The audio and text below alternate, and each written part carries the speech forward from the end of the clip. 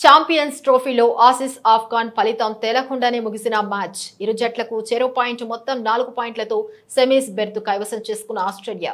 Champions ట్రోఫీలో Australia జట్టు semi-final ప్రవేశించింది. ఇవాళ ఆస్ట్రేలియా ఆఫ్ఘనిస్తాన్ జట్ల మధ్య లాహోర్లో జరిగిన మ్యాచ్ వర్షం వల్ల ఫలితం తేలకుండానే ముగిసింది.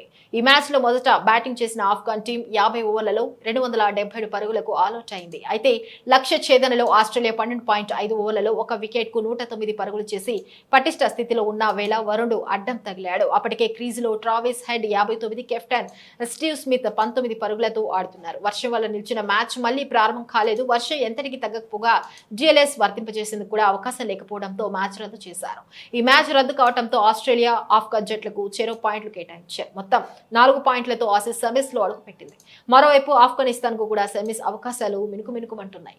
రేపు దక్షిణాఫ్రికాతో జరిగే మ్యాచ్ లో ఇంగ్లాండ్ జట్టు 207 పరుగుల భారీ తేడాతో గెలిస్తే దక్షిణాఫ్రికా run rate Afghan run rate కంటే దిగువకు పడిపోతుంది.